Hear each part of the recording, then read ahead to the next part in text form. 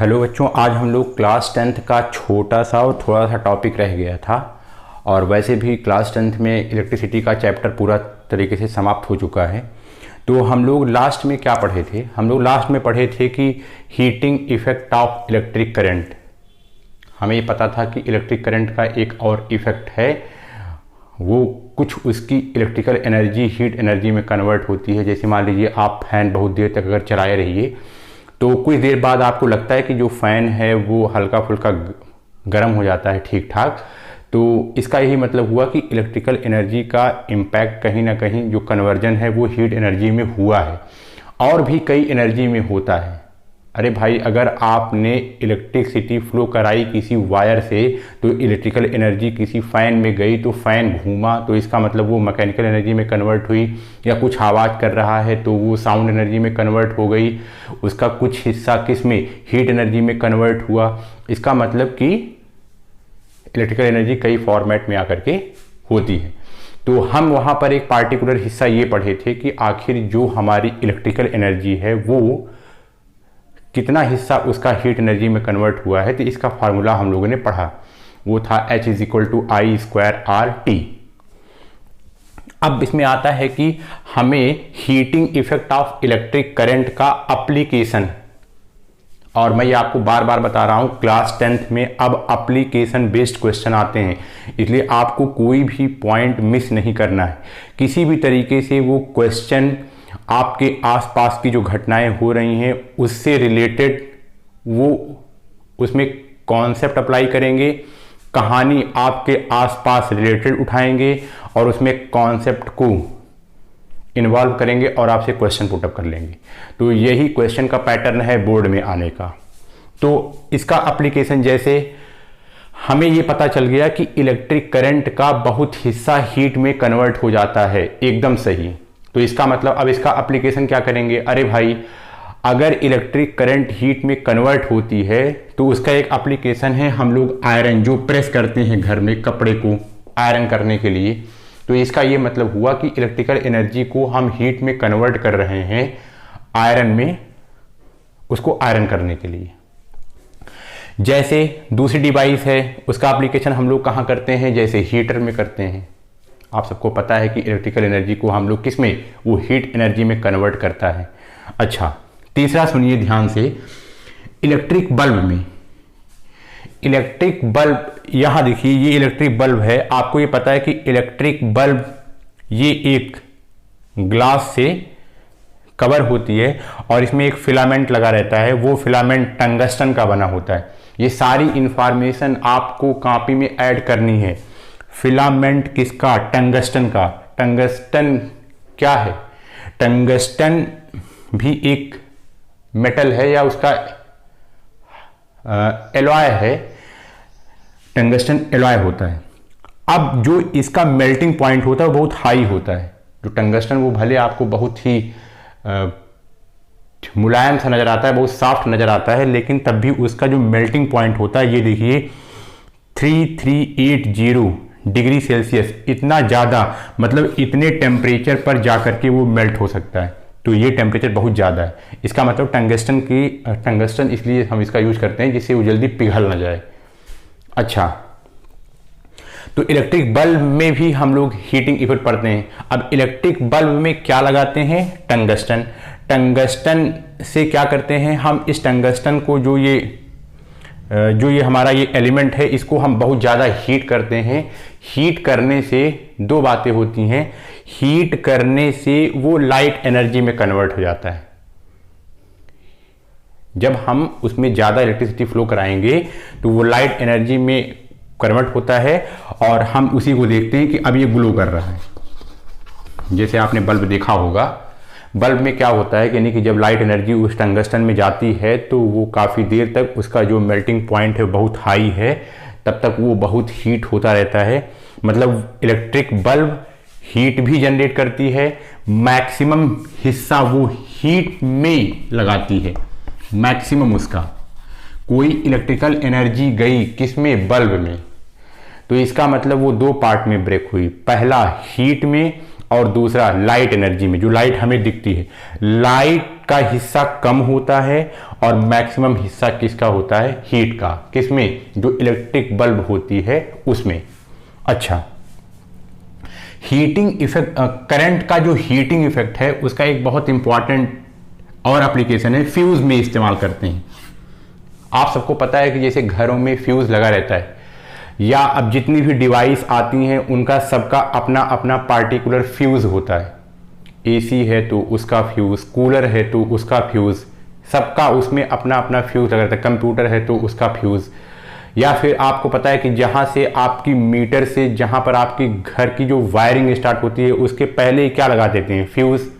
तो फ्यूज की क्या खास बात होती है, फ्यूज जो है किसका बना होता है, इस बात को आप एल्युमिनियम का, चाहे कापर का, चाहे लेड का, चाहे आयरन का, ETC और भी कुछ हो सकता है, फ्यूज इसका बना होता है। अब फ्यूज जो ये वाला मटेरियल होता है, इसका जो मेल्टिंग पॉइंट होता है वो ना बहुत ज़्यादा होता है ना बहुत ज़्यादा कम होता है।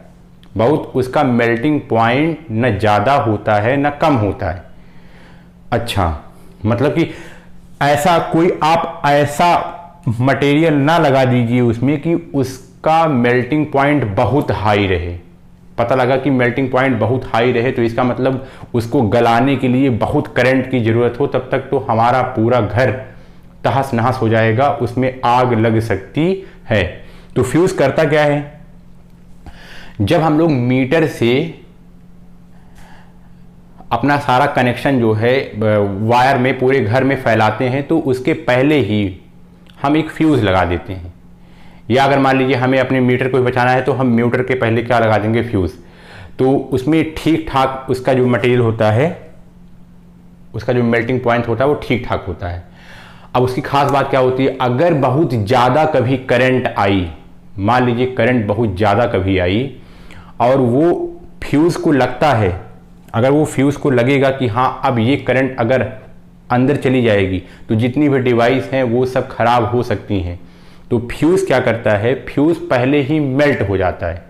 हाई अगर करंट आई वायर में तो पहले फ्यूज़ में पड़ी, तो फ्यूज़ क्या करेगा, फ्यूज़ पहले उसको चेक करेगा। अगर उसको लगता है कि यहाँ पर ये ज़्यादा हीटिंग इफेक्ट है, अगर वो नहीं सह पा रहा है उसको, तो इसका मतलब अंदर जो डिवाइस लगी है वो पक्का ही खराब हो जाएगी। तो वो फ्यूज़ जैसे ही उसमें करंट जाएगी तो उस करंट की वजह से उसमें हीटिंग इफेक्ट आएगा और उसका टेम्परेचर बढ़ेगा। अगर उसका टेम्परेचर उस पार्टिकुलर फ्यूज़ से जितने के लिए वो बना है, अगर उसका टेम्परेचर उससे ज़्यादा हो जाएगा तब वो फ्यूज़ क्या हो जाएगी, मेल्ट हो जाएगी। और मेल्ट हो जाएगी तो सारा का सारा कनेक्शन कट जाएगा और जो आपका और घर में और भी जो डिवाइसेस हैं वो आराम से बच जाएंगी। तो फ्यूज़ का ये फ़ायदा है। और जो फ्यूज़ होता है वो हमेशा सीरीज में लगाया जाता है। इस बात को आप बहुत अच्छी तरीके से नोट कर लिए, फ्यूज़ हमेशा सीरीज में लगाया जाएगा। क्यों सीरीज में लगाया जाएगा, क्योंकि आपको ये पता है कि सीरीज में कोई करंट का डिवीज़न नहीं होता है, सारी की सारी करंट वहीं से जाती हैं। तो भाई हमें सारी की सारी जितनी करंट, उसमें ज़्यादा करंट कम करंट जा रही है, ज़्यादा करंट जा रही है, तो हमको सारे को देखना है, तो इसीलिए हम इसको सीरीज में लगाते हैं। तो फ्यूज़ को हम लोग किस में लगाएंगे, सीरीज में लगाएंगे। ये बात आपको समझ में आ रही होगी। अब देखिए जैसे इसमें अब आपसे एप्लीकेशन बेस्ड क्वेश्चन वो कैसे पूछ सकते हैं, इस बात को आप ध्यान से सुनिएगा।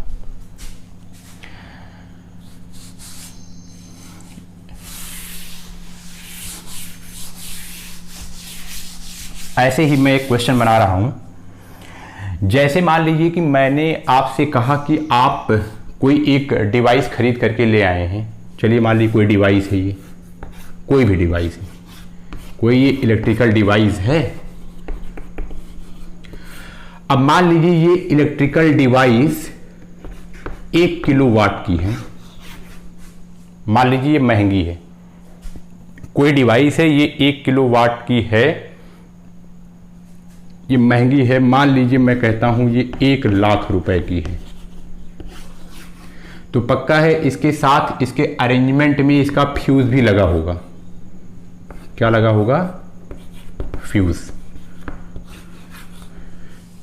अब देखिए कैसे वो क्वेश्चन पूछेंगे बोर्ड वाले। आपको फ्यूज़ का कॉन्सेप्ट समझ में आ रहा है कि नहीं, इस बात को आप ध्यान से सुनिएगा। मान लीजिए उन्होंने कहा कि आपने एक डिवाइस खरीद करके आप ले आए, ठीक है। अब मैंने आपको अभी बताया कि हर डिवाइस से पहले उसके साथ एक कॉम्बिनेशन रहता है, फ्यूज़ लगा करके वो देते हैं, वो अच्छा रहता है। तो फ्यूज़ लगाया, फ्यूज़ क्या काम करता है, फ्यूज़ चेक करता है कि ये वाली जो डिवाइस है, ये डिवाइस आखिर कितने करंट पर प्रॉपर्ली काम करेगी। अगर कहीं इससे ज़्यादा आ गया तो इसका पूरा नुकसान हो सकता है, इसमें जितनी सर्किट हैं वो जल सकती हैं आराम से। तो इसीलिए जो फ्यूज़ रहता है पहले इंडिकेटर टाइप का रहता है, वो ऐसा मटेरियल रहता है जिसका मेल्टिंग पॉइंट ठीक ठाक रहता है, मतलब इससे जितना ये सह सकता है उससे थोड़ा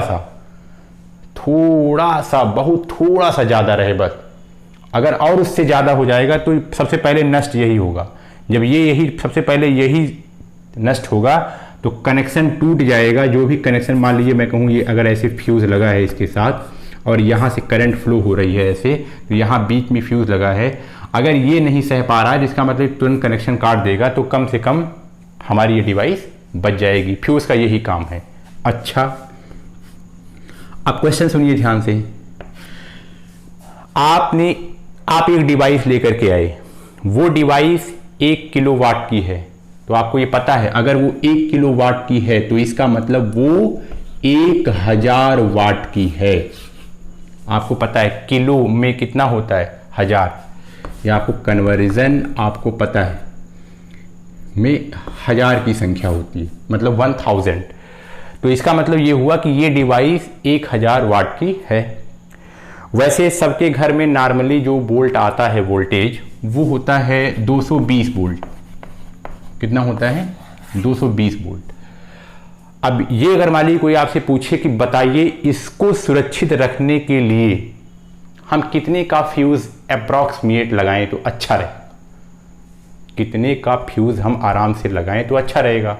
तो जो फ्यूज़ आता है, फ्यूज़ मान लीजिए ये फ्यूज़ है, ये मैंने फ्यूज़ बनाया, फ्यूज़ करंट के रूप में बताया जाता है। जैसे मान लीजिए मैं कहूँ कि ये 1 एम्पियर सह सकता है, ये 2 एम्पियर करंट सह सकता है, ये 3 एम्पियर, ये 10 एम्पियर, ये 8 एम्पियर, ये 9 एम्पियर, मतलब ये डिफरेंट टाइप के फ्यूज़ हैं जो इतनी करंट वो सह सकते हैं। अगर इससे ज़्यादा आएगी तो ये ख़राब हो जाएंगे, ये अपना गल जाएंगे, मेल्ट हो जाएंगे और कनेक्शन को ये तोड़ देंगे और बाकी आपके डिवाइस को बचा लेंगे अगर 1 एम्पियर से ज़्यादा करंट आई तो। ठीक, तो आपसे ये पूछ रहा है कि बताइए कि हम इसमें इस डिवाइस से पहले, करंट आने से पहले, इस पे पहले एक हम फ्यूज़ लगा दें, कितने का लगाएं कि हमारी ये डिवाइस बची रहेगी। तो आप इसमें, अब देखिए ये आपको एक ऐसे ही क्वेश्चन एक बनाया, अभी क्वेश्चन बनाया, अब आपको इसमें अपने कॉन्सेप्ट का इस्तेमाल करना है। तो आप सोचेंगे अच्छा, अब आपको दिमाग क्या लगाना है कि जो फ्यूज़ है वो एम्पियर के टर्म में दिया गया है, मतलब करंट के टर्म में, कि मतलब कि फ्यूज़ जो है इतनी करंट वो सहन कर सकती है, उससे ज़्यादा होगी तो वो स्वयं ही टूट जाएगी। अच्छा, तो आपको जितनी इंफॉर्मेशन दी गई है यहाँ पर, ये डिवाइस है 1000 वाट की और आपको ये बताया गया कि जो घर है आपका वो 220 वोल्ट की क्या देता है, पोटेंशियल डिफरेंस। तो आप यहाँ से, क्या आपके पास कोई ऐसा रिलेशन है जिससे आप करंट निकाल सकें? तो यस, आपके पास रिलेशन है। आप जानते हैं, आपको मैंने पावर के डिफरेंट फार्मूला पढ़ाया। देखिए आपको ये पावर 1 किलोवाट, ये पावर है, ये पावर की इंफॉर्मेशन है। अच्छा, ये किसकी, वोल्ट की। तो क्या आपको पावर और वोल्ट में करंट के साथ कोई इंफॉर्मेशन या कोई रिलेशन या कोई फार्मूला पता है? इसका आंसर है यस, पता है। क्या? P = VI। याद करिए, आपको पिछली क्लास में डिफरेंट टाइप के मैंने फार्मूले बताए थे। यहां आपको क्या पता है, प्रेशर, सॉरी पावर। तो पावर कितना हो गया, 1000 वाट। ठीक है, पोटेंशियल कितना है, पोटेंशियल है 220 वोल्ट का। और हमें करंट पता करना है कि आखिर इसमें कितनी करंट आ सकती है। तो आप इसमें आराम से अगर निकालेंगे तो 1000/220 = I। अगर आप इसको ठीक से कैलकुलेट करना चाहें तो लगभग कितनी वैल्यू आएगी इसमें, ये आएगी आपकी 100/22, 2 से 50, 11, फिर उसके बाद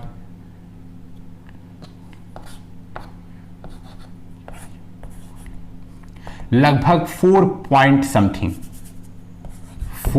पॉइंट समथिंग इसकी वैल्यू आएगी। इसका मतलब यहां पर कितना आ सकती है, तो आप कहेंगे लगभग 4 पॉइंट समथिंग। मान लीजिए मैंने मान लिया 4.5, कितनी करंट आई 4.5। तो अगर कोई आप, ये मैक्सिमम की बात हो रही है, मतलब इतना मैक्सिमम आ सकता है। अच्छा, तो जब इतना मैक्सिमम आ सकता है तो इसका ये मतलब हुआ कि अब बात ये आती है कि अगर 4 पॉइंट मैक्सिमम इतना आ सकती है और आपका ये इतने वाट का है, अब ध्यान से सुनिएगा। अब अगर मान लीजिए आपका मन करे 4.5 ये इतना मैक्सिमम आ सकती है, आपका मन कर रहा है चलो 4 लगा देते हैं, ये ठीक नहीं है। 4 लगा देंगे भाई, जब ये डिवाइस 1000 वाट और 220 वोल्ट का है, जब आपने कैलकुलेट किया तो 4.5 तक सहन कर सकता है, तो 4 लगाएंगे तो दिक्कत है। अगर 4 लगाएंगे तो पता लगा पहले यही गल गया, ये नहीं, ये चल भी सकता है तब भी ये नहीं जाने दे रहा है, तो इसका मतलब हम सोचेंगे ठीक है चलो 5 एम्पियर की लगा देते हैं, अप्रॉक्सीमेट 5 एम्पियर की लगाएंगे तो कम से कम ये ठीक रहेगा। 5 एम्पियर की लगाएंगे तो ये ठीक रहेगा, कम से कम बचा रहेगा। हाँ, 5 से ज़्यादा अगर होगा तो हमें पता है कि हाँ ये कुछ इसका गड़बड़ हो सकता है, तो इसीलिए हम क्या करेंगे, आराम से इससे ज़्यादा नहीं लगाएंगे, लगभग उसका अप्रॉक्सीमेट 5 जितना होता है उतना ही। तो इस टाइप के कुछ एप्लीकेशन बेस्ड क्वेश्चन हैं। अभी जैसे और हैं, जैसे मैंने आपको कॉम्बिनेशंस ऑफ रजिस्टर्स पढ़ाए हैं। अब कॉम्बिनेशंस ऑफ रजिस्टर्स में कुछ ऐसे ही एप्लीकेशन बेस्ड क्वेश्चन पूछे जाते हैं। वो क्वेश्चन क्या है, ध्यान से इसको सुनिएगा। जैसे तो ये पहला क्वेश्चन पूछा जाता है कि जो घरों में हम लोग का कनेक्शन होता है वो हमेशा पैरेलल कॉम्बिनेशन होता है। इस बात को हमेशा याद रखिए आप, हमेशा कैसा कॉम्बिनेशन होता है, parallel combination, always in home circuit. घरों की सर्किट हमेशा पैरेलल कॉम्बिनेशन से कंबाइन की जा सकती है। तो उसका आंसर मतलब, अब आपसे कोई पूछेगा क्यों की जा सकती है, अब इसको आप ध्यान से सुनिएगा। जैसे जब आप देखते होंगे कि कभी कभी आपके घर में लाइट कम हो जाती है तो आपको वोल्टेज की प्रॉब्लम होती है, आप ये बोलते हैं अरे वोल्टेज कम हो गया, वोल्टेज ये हो गया, वोल्टेज की बात करते हैं, तो आपको हमेशा वोल्टेज प्रॉपर चाहिए। तो पैरेलल कॉम्बिनेशन में जो वोल्टेज होता है वो कहीं पर भी वोल्टेज क्या रहता है, कांस्टेंट। एक फायदा तो ये है, सबसे बड़ा फायदा। रीजन आप ध्यान से सुनिए, घरों में पैरेलल कॉम्बिनेशन क्यों लगाया जाता है, तो सबसे पहला तो ये फायदा है कि जो वोल्टेज है वो हर जगह हमें सेम मिलता है। सीरीज में ऐसा नहीं होता है, सीरीज में आपने देखा कि वोल्टेज वेरी करता रहता है, तो वो हमें ठीक नहीं है। वोल्टेज हमेशा कांस्टेंट होता है, इसका ये फायदा है। दूसरा आप ध्यान से सुनिए, दूसरा पैरेलल कॉम्बिनेशन में आपको ये पता है, जब आपने नेट में उसका रेजिस्टेंस निकाला था क्या, 1/R = 1/R1, 1/R = 1/R1 + 1/R2 like that. तो आपने क्या देखा था कि जब पैरेलल कॉम्बिनेशन रहता है तो जो नेट में उसका रेजिस्टेंस निकल के आता है वो इंडिविजुअल सारे रेजिस्टेंस से कम होता है। तो इसका ये मतलब हुआ कि पैरेलल कॉम्बिनेशन करने से हमें रेजिस्टेंस भी कम मिलता है, रेजिस्टेंस हमारा क्या हो जाता है, लीस्ट। एक ये फायदा है। और बाकी सीरीज में जो हमें नेट में रेजिस्टेंस मिलता है वो थोड़ा दिक्कत रहती है, वो सबसे मैक्सिमम होती है, जितने भी और रेजिस्टेंस लगे हैं, जो रेजिस्टेंस नेट में निकाला जाता है उसकी वैल्यू हर इंडिविजुअल से मैक्सिमम होती है। तो रेजिस्टेंस बढ़ जाए ये भी हम नहीं चाहते हैं। तो क्यों करते हैं? पहला, वोल्टेज कांस्टेंट रहे, एक फायदा ये है। दूसरा, रेजिस्टेंस, ऐसा करने से रेजिस्टेंस हमको लीस्ट मिलता है। और तीसरा, बहुत इंपॉर्टेंट, पैरेलल कॉम्बिनेशन में कनेक्ट करने से एक फायदा ये है कि अगर मान लीजिए कहीं एक की सर्किट खराब हो गई तो बाकी और की चलेगी, ये भी फायदा है। लेकिन सीरीज में समस्या ये है कि अगर एक जगह खराब हुआ तो सब खराब हो जाती है। मतलब इधर देखिए, ध्यान से देखिएगा, मान लीजिए यहां आपने ऐसे बैटरी लगाई, ठीक है। अब ऐसे मान लीजिए आपने एक रेजिस्टेंस ये कनेक्ट किया, दूसरा रेजिस्टेंस ये कनेक्ट किया, तीसरा रेजिस्टेंस ये कनेक्ट किया, ऐसे कर दिया आपने। तो ये कितना हो गया? मान लीजिए R1, ये R2, ये R3। अब आपको पता है कि ये मैं बार बार नहीं बोल रहा हूँ, ये सीरीज में है, R1, R2, R3 सीरीज में है सब। अब सोचिए अगर मान लीजिए आपने इसको खट से कनेक्ट कर दिया, सॉरी डिसकनेक्ट कर दिया, तो इसका मतलब ये तीनों बेकार हो गए, अभी किसी काम के नहीं है। तो अगर हम घरों में सीरीज लगाएंगे तो पता लगा एक जगह कहीं फॉल्ट आई तो पूरे घर में फॉल्ट आ गई। तो ऐसे आप देखते होंगे जब आप झालर लगाते हैं दीपावली के अवसर पर या शादी विवाह के अवसर पर, जब आप झालर लगाते हैं तो आप ये देखते हैं कि अगर मान लीजिए कहीं पर कुछ उसका बल्ब कहीं फ्यूज हो गया, अगर आप उसको बनवाने के लिए ले जाते हैं तो जो उसका मिस्त्री होता है उसको काफ़ी दिक्कत होती है ढूंढने में, क्योंकि उसको बार बार ढूंढना पड़ रहा है आखिर फॉल्ट कहाँ है, क्योंकि वो सब सारा कॉम्बिनेशन किसका है? सीरीज का। तो सीरीज में ये दिक्कत है। अच्छा, पैरेलल में क्या फायदा है? पैरेलल में अगर एक जगह कहीं फॉल्ट है तो बाकी वही फॉल्ट रहेगी, बाकी और सब आराम से चलेगा। जैसे मान लीजिए ये क्या है? पॉजिटिव, ये क्या है? नेगेटिव। ऐसे किया, ऐसे किया, ऐसे किया, इधर देखिए, ये R1, ये R2, ये R3। ये कैसे हैं? ये पैरेलल में है। ये किस में है? पैरेलल में। R1, R2, R3 ये सब पैरेलल में।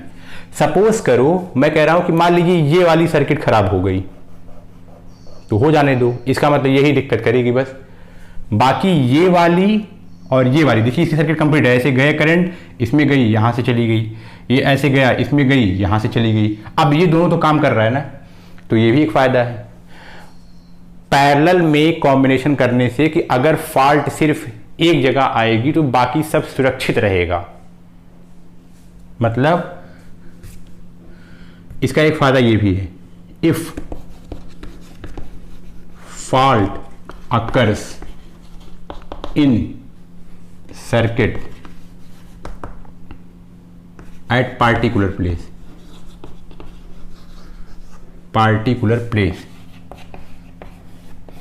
then remaining parts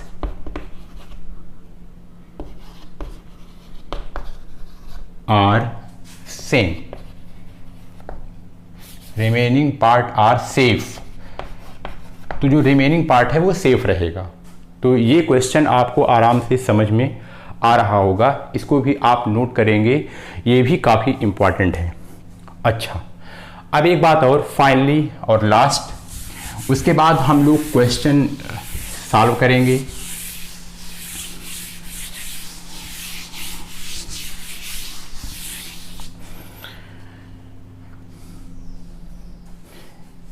एक बात और ध्यान से सुनिएगा, मैं क्या बता रहा हूं। आपने हीटिंग इफेक्ट पढ़ा है, H is equal to I square RT। क्या है ये? अरे भाई ये है इलेक्ट्रिक करंट का हीटिंग इफेक्ट। हाँ, H is equal to I square RT। I क्या है? करंट, R क्या है? रेजिस्टेंस, और T क्या है? टाइम। ये सब आपको पता है। इसमें आपको एक सावधानी रखनी है। सावधानी क्या आपको रखनी है? आपको इस बात को ध्यान, ये सावधानी आपको तब, क्योंकि जब आप क्वेश्चन लगाएंगे तो वहां आपको हम फिर से एक बार यहां पर आएंगे तो आप समझ जाएंगे। सावधानी आपको यहां क्या रखनी है कि सारी की सारी करंट हीट में नहीं कन्वर्ट हो जाती है, सारी की सारी करंट हीट में नहीं कन्वर्ट हो जाती है। अभी जैसे एक बच्चे ने क्वेश्चन भी पूछा था मैसेज करके, तो सारी की सारी करंट हीट में कन्वर्ट नहीं होती है। अभी मैंने आपको बताया है जो इलेक्ट्रिकल एनर्जी है, कहीं लाइट में, कहीं साउंड में, कुछ हिस्सा हीट में, तो कहने का मतलब कुछ ही हिस्सा हीट में कन्वर्ट होता है। तो हमें एक बात का ये ध्यान रखना है कि अगर हम फैन चला रहे हैं, चलिए फैन चला रहे हैं, तो इसका मतलब पार्टिकुलर फैन गर्म हो रहा है, तो हमें सबसे पहले ये निकाल लेना है कि फैन में आखिर कितनी करंट जा रही है। तो फैन में जितनी करंट जा रही है हम केवल उसी का कैलकुलेशन हीट के टर्म में करेंगे, बाकी और सबकी नहीं। मेरी बात आप समझ पा रहे होंगे भाई, घरों में और भी तो मान लीजिए करंट जा रही है, ये आपको पता है कि ये सारे घरों में जितना भी कॉम्बिनेशंस हैं वो सब पैरेलल का है, तो पैरेलल के होने की वजह से तो करंट डिवाइड हो जाती है। अच्छा, किसी में कुछ गई, किसी में कुछ गई, किसी में कुछ गई, पैरेलल में यही होता है कि करंट का डिवीजन हो जाता है। अब ये होता है कि पता लगा यानी कि मैंने 100 करंट भेजी, यहां देखिए मैंने क्या किया, मान लीजिए मैंने, ये पैरेलल है, ये घरों में हमारे इसे पैरेलल रहता है, मान लीजिए मैंने 100 एम्पियर की करंट भेजी, ठीक है। अब इसका मतलब ये भी हो सकता है, मान लीजिए यहां पर 10 गई, यहां पर 30 गई, और यहां पर 10, 30, 10, 40, मान लीजिए यहां पर 60 गई, तो यहां 60 गई, यहां 30 गई, यहां 10 गई, तो कहने का मतलब कि यहां पर करंट डिवाइड हो रही है। अब जब आप हीटिंग इफेक्ट का फॉर्मूला लगाएंगे तो आप ये नहीं बोलेंगे कि करंट कितनी गई, आप ये 100 मत बोलिएगा प्लीज, आप इस 100 को मत बोलिएगा। सबसे पहले आप ये देखिएगा कि जो पार्टिकुलर डिवाइस है वहां पर कितनी करंट जा रही है, तो सबसे पहले आपको वहां की करंट कैलकुलेट करनी है, और करंट की कैलकुलेशन आप आराम से कर सकते हैं। क्या? V = IR। बहुत ध्यान से सुनिएगा, ये क्वेश्चन में थोड़ी सी मिलावट कर सकता है, ये जानने के लिए कि आपको ये कॉन्सेप्ट पता है या नहीं। सारा मत आप उसी में करंट उड़ेल दीजिएगा, इस बात को ध्यान रखिए। मान लीजिए मैंने कहा यहां पर इस वाली लाइन में हीटर लगा हुआ है, इस वाली लाइन में हीटर है। जब इस वाली लाइन में हीटर है तो इसका मतलब ये हुआ कि अब इस हीटर के लिए आप 100 एम्पियर की करंट को बलि नहीं चढ़ाएंगे। इसके हिस्से में कितनी करंट जा रही है आप इसको लेंगे, इसका कन्वर्जन आप किस में करेंगे, इसका कन्वर्जन आप हीट में करेंगे। ये बात आपको समझ में आ रही होगी। जब क्वेश्चन आप पढ़ेंगे तो आप इस पे विशेष ध्यान देंगे। तो और वैसे भी आप करंट यहां से निकाल सकते हैं, V = IR से। अगर आपको करंट निकालना, अगर आपको रेजिस्टेंस पता है, V पता है, तो आप वहां पर उस पार्टिकुलर डिवाइस में या उस पार्टिकुलर प्रेस पर कितना रेजिस्टेंस है, वहां पोटेंशियल कितना है, तो वहां से कितनी करंट फ्लो हो रही, तो पहले आप ये निकाल लेंगे। ये I निकालने के बाद ही आप यहां पहुंचेंगे, प्लीज प्लीज। तो आई होप आपको ये बात समझ में आ रही है, और वैसे भी आप रिस्पांस अच्छा कर रहे हैं, इसके लिए हम आपको बहुत धन्यवाद करना चाहेंगे। और प्लीज आप जैसे ये देख रहे हैं ऐसे देखते चलिए, और थोड़ा सा इस चैनल को और आगे बढ़ाइए, थोड़ा सब्सक्राइब करिए, शेयर करिए और लोगों तक तो पहुंचाइए, तो और अच्छा रहेगा। बाकी आप सब ठीक हैं, आपसे मुलाकात नहीं हो रही है, अच्छा नहीं लग रहा है, और वैसे भी अब आजकल का पता नहीं कैसा माहौल हो गया है, बच्चे नहीं हैं तो कुछ भी नहीं है। तो आप नहीं हैं, बहुत अच्छा तो नहीं लग रहा है, एकदम खराब लग रहा है, लेकिन अब क्या कर सकते हैं, परिस्थितियों से हर इंसान हार जाता है। आप अपना ख्याल रखिए, अपनों का ख्याल रखिए, आराम से एक बार प्लेलिस्ट में जा कर के जो और भी वीडियोस नहीं देखा है प्लीज़ आप उसको देख लीजिए आराम से, और देख करके तब आप क्वेश्चन अटेम्प्ट कीजिए। क्वेश्चन में आपको एनसीईआरटी के एक क्वेश्चन नहीं छोड़ने हैं, ना इंटेक्स के क्वेश्चन छोड़ने हैं, ना एक्सरसाइज के। और एनसीईआरटी की एक सप्लीमेंट्री बुक आती है सप्लीमेंट्री की बुक आती है एनसीईआरटी में जिसमें क्वेश्चन होते हैं, उसको भी आपको लगाना है। और भी जितने प्रैक्टिकल बेस्ड क्वेश्चन रहें वो भी आपको लगाना है। यहां पर मैं आपको सारे क्वेश्चन एक एक क्वेश्चन करके मैं आपको बताऊंगा। ये आपसे बिल्कुल वादा है, आप एकदम परेशान मत होइए। फिजिक्स में मुश्किल से 4 से 5 चैप्टर हैं और आप एकदम विधिवत अच्छी तरीके से पढ़ाई करिए। साइंस को हल्के में बिल्कुल भी मत लीजिए, बहुत सोचना है और एप्लीकेशन बेस्ड क्वेश्चन बहुत लगाने हैं, उसको इग्नोर नहीं करना है। एक बात और, एनसीईआरटी की एक एक लाइन बाय लाइन जितनी भी इंफॉर्मेशन है उसमें आपको सारी इंफॉर्मेशन नोट करनी है। एक्टिविटी जितनी भी दी गई है सारी एक्टिविटी आपको पढ़ना है, उसी प्रैक्टिकल के बेस पर या उसी एक्टिविटी के बेस पर वो क्वेश्चन फ्रेम करेगा, ये पक्का जान लीजिए आप। और जितनी जल्दी आप इस बात को समझ जाइए उतना ही अच्छा है, अदरवाइज सब दिक्कत में आ सकते हैं। इसीलिए प्लीज आप इसको आराम से पढ़िए और आराम से आप इसको आनंद लीजिए। धन्यवाद।